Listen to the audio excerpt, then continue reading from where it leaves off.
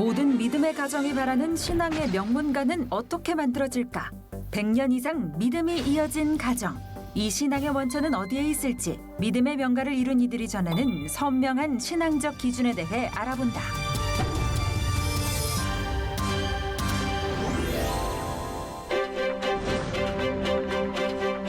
지난 시간에는 신앙의 명가를 이룬 가정의 아름다운 신앙의 유산에 대해서 알아봤고요.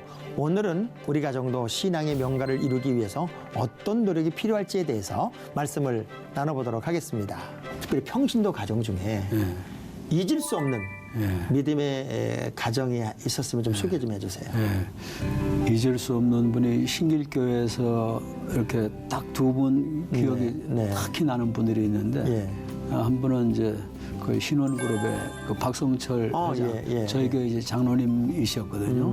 근데 이분은 정말 그 회사 바쁜 가운데도 그 연말 되면 온 가족들을 다 데리고 기도원에 들어가서 가족들 다 기도하고 이렇게 연초를 준비해서 이렇게 나와서 시작을 하게 되고, 그리고 뭐 서울역 뭐 이런 데 가서 노숙자들, 영등포역 이런 데 가서 노숙자들 그 파카들 추운 겨울에 파카들 다 해서 또 옷도 만드셨던 옷도 분이니까. 이렇게 해서 갖다 드리기도 하고, 교회 화장실을 교회 우리 저희 교회 같은 경우는 짓기 전에는 그 동네 사람들이 함께 썼어요. 저희 교회 공중 화장실처럼. 네. 그런데 그래서 토요일마다 뭐 아들, 뭐 며느리, 손주들 뭐 다 동원해가지고 교회 화장실을 와서 그걸 다 깨끗하게 토요일이면 닦아서 주일날 교인들이 예배 드리러 와서 사용하려면 불편함이 없도록 매주 그렇게 하시고, 야 어떻게 저렇게 생활을 하실까. 목사님 입장에서도 막 감동이 되는. 네.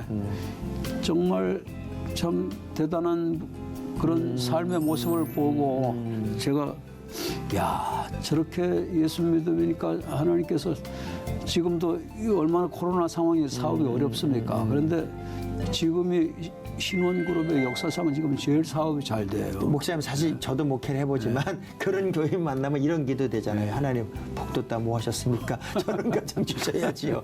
그런 기도가 되잖아요. 저절로. 저절로 그 일을 위해서 기도하게 되죠. 그렇죠.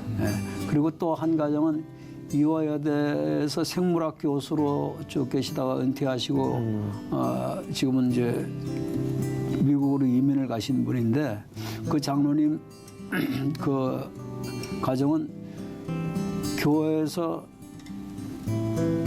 참 삶으로 본을 보이시는 분이에요. 이대에서도 강의 들어가기 전에 반드시 복음 제시하고 그리고 기도하고 강의를 들어가고 그럴 정도인데도 학생들이 그렇게 그 강의에 많이 들어오고, 이분은 매주마다 자녀들에게, 외국에 나가 있는 자녀들에게 전화해서 신앙 점검도 하고 대화도 하고 같이 기도도 해주고, 두 딸하고 아들이 하나 있었는데 다 신앙 안에서 잘 자랐어요. 잘 자라가지고 아들은 좋은 직장에 다니고 있는데, 그런데 또 신학을 또 해가지고 직장은 다니면서 교회 가서 또 잘 섬기고 사역자로 또 섬기고 그러면서 목회자를 잘 도와요. 목회자를 잘 돕고, 그리고 어떤 때는 제가 목회하면서 좋은 때만 있었던 게 아니라 어려운 때가 또 있었어요. 어려운 때가 있었는데 그때는 여름에 한 번 이제 온 가족들이 다 모이는 가족 수련회를 해요. 가족 수련회를 하는데 어떻게 하면 이 혼란한 시대에 있어서 목회자를 잘 영적으로 섬겨드릴 수 있느냐, 뭐 이런 타이틀을 가지고 뭐 가족 수련회를 한다든지 아주 참 이번의 삶을 잊을 수가 없어요. 그렇군요. 평생 목회하는 동안에 바울이 사실 그랬잖아요. 바울이 감옥에 있으면서 누구누구의 문안하라 누구누구의 문안하라 할 때 사실은 자기 목회 현장 속에서 잊을 수 없는 사람들을 기억하고 인사하고 문안해 주라고 하는데, 근데 사실 젊은 목회자들은 이런 얘기를 들으면 잘된 것만 잘된 건가? 뭐 꼭 저렇게 복 받은 사람만 뭐 네. 훌륭한 신앙인인가? 왜 옛날 목사님들은 맨날 그 복 받은 얘기만 하고 예수 믿으면 복 받는다는 얘기만 하는 거야. 어찌 보면 저항적인 그런 젊은 목사들 꽤 많이 있더라고요. 네, 그렇죠. 아무래도 네. 목사님 생각은 어떠세요? 뭐 저도 뭐 신앙의 집안에서 자랐고 했기 때문에 충분히 이해도 합니다만 네. 그래도 아무래도 상대적으로 젊은 분들이랑 있으니까 그런 고민을 많이 하죠. 그럼 저희 집은 저희 가정은 성도님들이 많지는 않지만 그럼 복은 안 받은 건가요? 이렇게 얘기를 해버리면 이제 거기서 저도 이제 성경적으로나 신앙적인 이야기를 해줘야 되니까 그렇죠.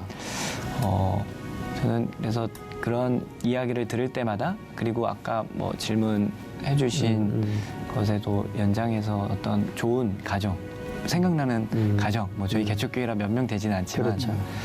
다 젊은 분들이 한 80%이기 때문에 이렇게 뭐 사업적으로 성공한 사람은 없지만 세상적인 기준에서 근데 참 복되다라고 생각되는 게 힘들 때 저희 처음 개척하고 첫 커플이 들어왔을 때 그 커플이 와서 이런 얘기를 하더라고요. 생일인데 자기 이제 남편 생일이었나 봐요. 생일인데 감사 헌금을 하나님께 드리고 싶다. 근데 가지고 있는 게 뭐 저는 헌금으로 줄 줄 알고 내심 기대를 했죠. 네. 교회가 또 재정이 좀 더 생기겠다. 그렇지. 예. 근데 더 감사한 거는 본인이 음악을 하는 분인데 집에서 음악을 통해서 할 수 있는 거를 교회에 작은 피아노 건반 악기를 기증을 하고 이걸 통해서 교회에서도 이제 기타로만 하는 게 아니라 건반을 치면서 찬양했으면 좋겠습니다. 그것을 그 남편 되는 분이 선물을 이제 아내한테 해주는 거를 집에 해주는 걸 원래 해줘야 되는데 그거를 교회에 바로 첫 가져온 예물이 되었던 거죠. 그게 아직 그리고 이제 반주도 하나 보죠. 네, 그러니까 이 음악하는 분이었기 때문에 잊혀지지 않는 사실 우리 목회자 입장에서 가장 어려울 때 마치 아리마대 요셉처럼 인기 없는 예수님을 품에 안은 거잖아요. 그 사람은 그때 뭐 인기 있는 예수님이 있을 땐 나타나지도 않다가 시체가 되니까 나타나가지고 예수님 딱 품에 안고 자기 무덤에 안장하는 그 장면을 보면서 정말 목사님 똑같은 말씀하신 거죠. 어려울 때 힘들 때 누군가 손만 잡아줘도 이렇게 마음까지 따뜻해지는데 그런 평신도들 네. 저는 늘 이런 생각을 해요. 누가 예수 제일 잘 믿냐 그러면 삐치지 않고 믿는 사람이다. 그 짧은 시간 예수를 믿으면서 그냥 늘 방학했다 개학했다 속을 이런대로 새기면서 늘 럭비공처럼 어디로 튈지 모르는 그런 교인들을 바라볼 때 목회자는 참 힘들잖아요. 예, 그렇죠. 목사님도 목회하는 동안에 힘든 사람도 있었죠? 예, 많이 있었죠. 많이 있었죠? 예, 그럼요. 그냥 코로나19라는 사태가 벌써 1년 5개월, 6개월 이렇게 지나면서 목사님 활동도 많이 제한이 되었고 예. 그런 환경들의 변화가 이제 많이 찾아왔는데 어떤 과제를 풀어야 될 것 같아요? 어떤 숙제들을 풀어야 될 것 같아요, 목사님? 참으로 뭐 믿는 자를 보겠느냐 하신 말씀이 더 생각이 나잖아요. 네. 어려운데 이제 끝난다고 할지라도 이제 마지막을 향해서 자꾸 가는 시대이기 때문에 그렇게 되면 그때는 더 핍박도 와질 수 있고 더 어려움도 와질 수 있고 뭐 정말 본격적인 그 전염병 같은 것이 돌 그렇죠, 수도 그렇죠. 있는데 그런 때 어떻게 이들이 승리해 나갈 수 있도록 해줘야 할 것이냐. 예, 제가 생각할 때는 제일 중요한 게 뭐냐 하나님 만나는 거 인격적으로 그렇죠. 예. 그게 안 되면 뭐 모든 게 다 안 되는 거니까 다 가짜니까. 다 떠나게 그렇죠. 뭐 될 수밖에 없는 거니까 그래서 하나님 만나게 하기 위한 어떤 그 사역이 그렇게 중요할 텐데 교회들이 프로그램도 중요하지만은 정말 더 본질로 나가서 이제 위기가 기회니까 오히려 이거 잘하면은 본질이 더 강하게 세워질 수 있는 기회가 되기 때문에 교회들이 그렇게 나가면 얼마나 좋겠어요. 사실 뭐 기존의 300 용사가 만들어질 때 32,000명 모인 거는 다 공통의 마음이었잖아요. 그래 나라 구하겠다, 나라 지키겠다, 전쟁 한번 해보자 그러고 왔다가 무서운 사람 가세요, 두려운 사람 가세요 그랬더니 한 방 22,000명이 가고 있어요. 그러니까 이게 지금 어쩌면 한국교회의 코로나 사태가 만들어낸 22,000명들이 이제 도망갔지만 300명이 다시 12만을 이기는 날이 곧 오지 않을까 하는 저는 희망을 갖게 되는데요.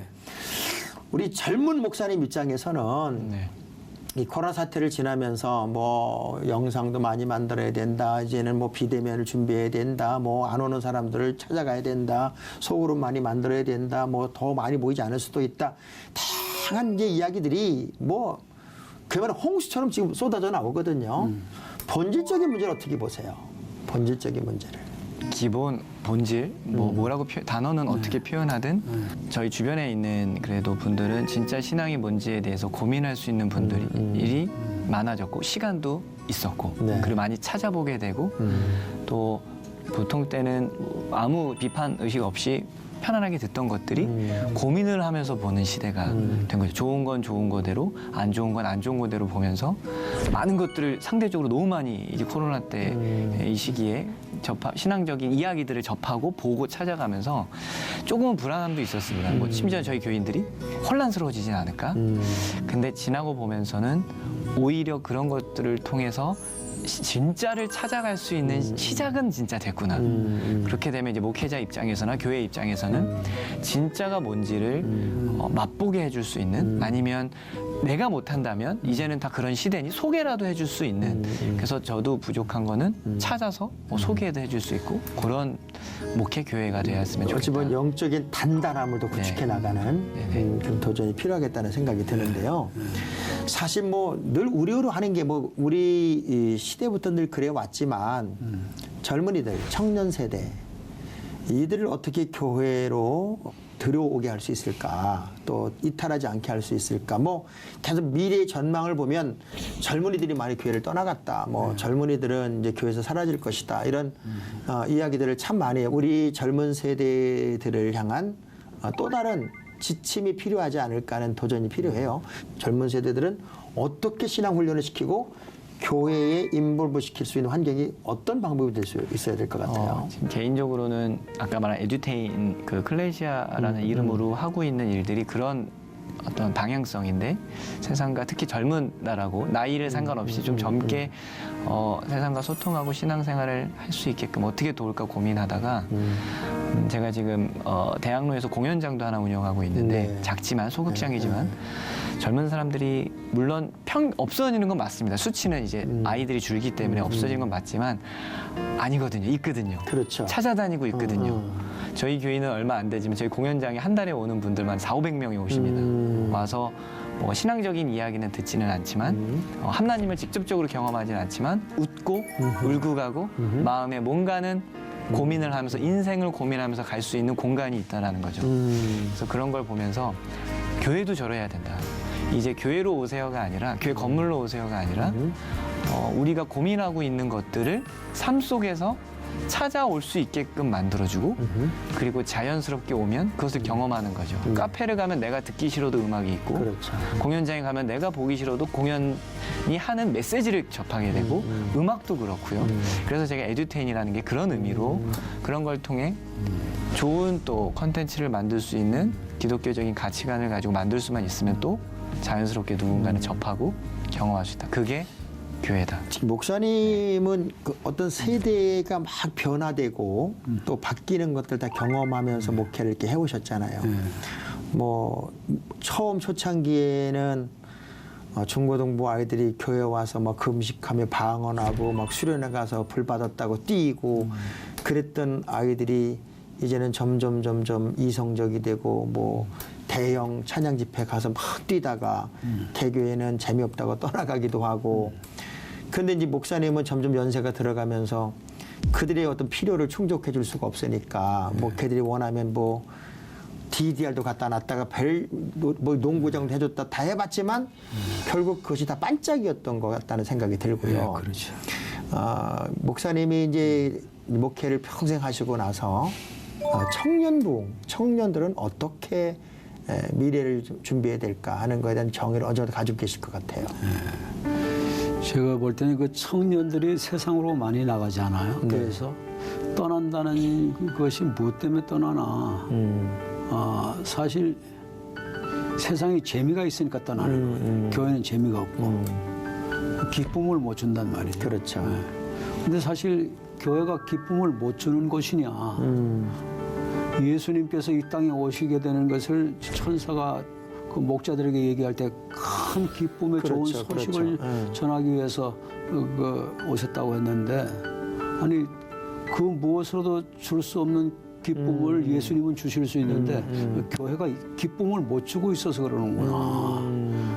정말 예수님만이 주실 수 있는 그 기쁨, 비교할 수 없는 그 큰 기쁨, 그 기쁨을 찾아내서 그것을 자꾸 맛을 보도록 해주고 네. 그들이 누리도록 해주는 이런 사역이 필요하지 않겠나. 근데 어찌 보면 우리 청년 그러면 자꾸 우리가 생각하기를 프로그램을 생각해요. 네, 그렇죠. 청년 그러면 어떤 스킬, 그렇죠. 프로그램, 그리고 세상적인 거와 접목.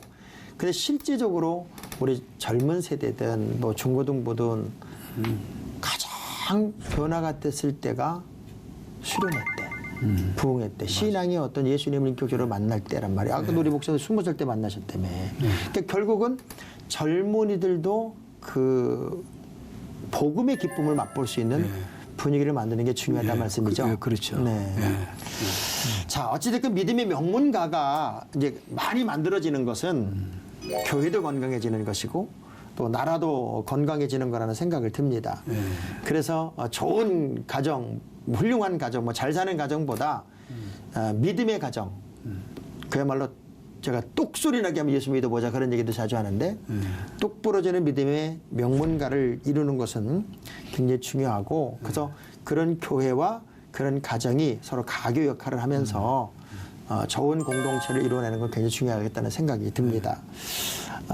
한국 교회를 위해서 우리 목사님은 이제 평생 목회하시고 나서 이제 한국 교회는 이 방향으로 갔으면 좋겠다. 이 그림을 좀 그렸으면 좋겠다.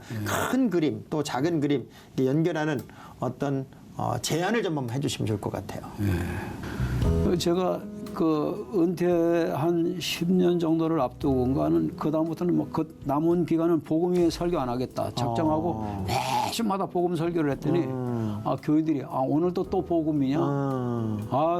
징그러운 복음, 질리는 복음 뭐 이런 얘기하는 사람들도 있고 그래서 참 고민을 많이 하다 보니까 이 복음은 그냥 외친다고 해서 되는 게 아니고 성령으로 말미암지 않고는 안 되니까 성령님께서 역사하시려면 아무래도 믿음과 기도인데 교회가 막 정말 기도에 이 바람이 일어나서 기도의 불이 막 뜨겁게 일어나고 성령님께서 역사를 하시고 그래서 복음에도 초점 맞춰서 그렇게 사역을 하면 그러면 얼마나 정말 한국 교회가 다시 살아날 텐데. 사실 한국 교회가 복음이 처음 들어왔을 때 우리 목사님들이 똑똑하지 못했잖아요. 똑똑하지 못하니까 아는 게 없으니까 오직 성경밖에 못해요.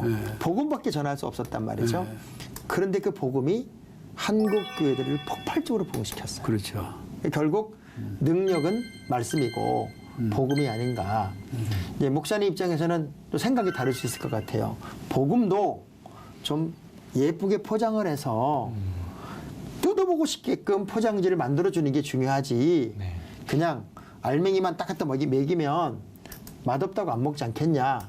뭐 그런 의미 있죠, 분명히? 네네. 아무래도 젊은 분들은 뜯어보게끔. 그렇죠. 사진, 뭐 요즘 말로는 사진 찍게끔 해줘야 되는데, 복음도 요즘 시대에 맞게, 뭐 저도 그게 정답인지 모르겠습니다만, 그래도 뭔가 믿음은 들음에서 나야 되는데, 들을 수 있는 기회라도 줘야 되는데, 예전에 교회라도 와봐. 그 교회라도 왔었는데, 지금은 교회로 와봐 하면 다른 나라 얘기이기 때문에, 그럼 그런 분들한테는 어떻게 복음을 경험하게끔 할까? 하나님 얘기는 둘째 치고 일단 교회 자체라는 것, 특히 어떤 복음에 대한 거에 대한 관심이 없는 시대에 그렇게 되면 뜯어볼 수 있게는 해야겠다. 그걸 받아들이는 거는 그분들한테 일단 맡겨주고 아까 말한 성령님의 역사를 기대해 보는 거죠. 그래서 그런 어떤 노력도 필요하지 않나, 이런 시대는. 교회의 본질, 어찌 보면 교회의 본질은 예수 그리스도고 그리스도의 가장 중요한 가치는 십자가와 부활이잖아요.